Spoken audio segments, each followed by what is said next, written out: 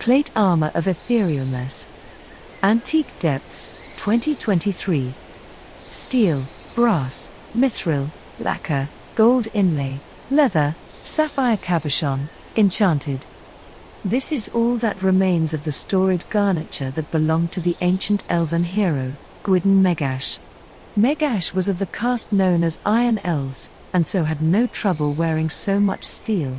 She, along with dwarven and human companions whose names are now lost, is attributed with the slaying of the demon lord known as Vire. In order to truly destroy Ost's most powerful servant, Vire had to be killed in two worlds at once. This armor affords its wearer the improbable ability to step into a realm known as the Border Ethereal, the intangible dreamscape of magical potential where spirits dwell. Megash was said to have stepped into the ethereal world with only her moon blade and this armor. When the battle was won, no trace of her, the sword, or Vire have ever been seen again. The many segments of this armor were later found, rematerialized in the terrestrial world, seemingly blasted apart over several hectares of the battlefield. A chainmail covering called voiders, to protect the armpits, and a mail skirt, both likely made of mithril, were also lost. Throughout the deep, processional history of the metallurgy and war-making of various peoples have combined at different times to bring about the ultimate realization of personal defense, collectively and loosely understood as plate armor. Even when catastrophe has forced the sophisticated means of its production to be lost, necessity has brought about its invention again.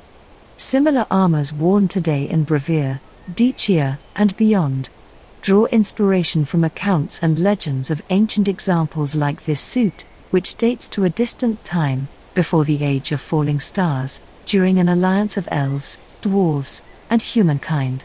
This suit, made of hardened steel, is held together by an intricate system of mithril rivets, internal levers and springs, along with hinges of brass and leather straps. It is sumptuously decorated with gold inlaid to the etched surface and painted with a style of lacquer work known as acaming. The helm sports 4 of the largest sapphires ever unearthed, one of which is smaller only in comparison to the famed Tear of Ortan in Avama. The power driving the armor's ability is owed to a spirit which has been bound into the enchantment. It is the spirit of a deadly predator which lurks in the wild woods of Lakmir, known in the common tongue as the phase spider.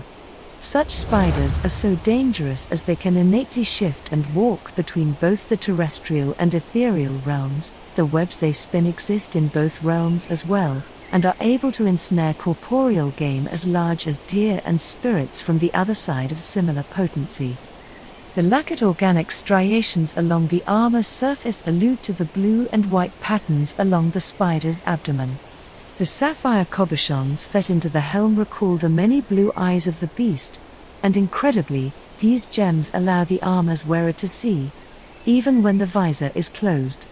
Notably, the helm is lobed to accommodate elven ears. Plate armor is atypical among elvenkind, and few examples made for a member of their people exist. For this suit to have belonged to a world-saving hero of myth, set with astounding gems, and possessed of such meaningful magic power makes this garniture truly one of the rarest and most precious in all the Antique Depths collection. An archive of magic items from Dungeons & Dragons is now over a year old, and still growing. All the magic items from the 5th edition Dungeon Master's Guide are to receive the same treatment seen in this video. There are still many wondrous items ahead. The animations provide context and lore. They demonstrate the appearance and sound of magical effects and provide a real-world sense of scale.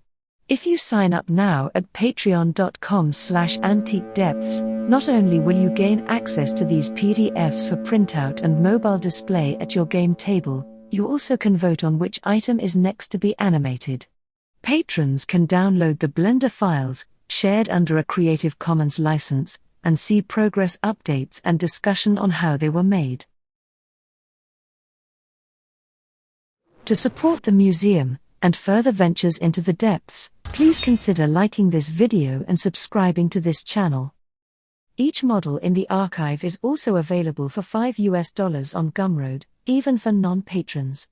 Links are in the description of this video. Thank you for your visit.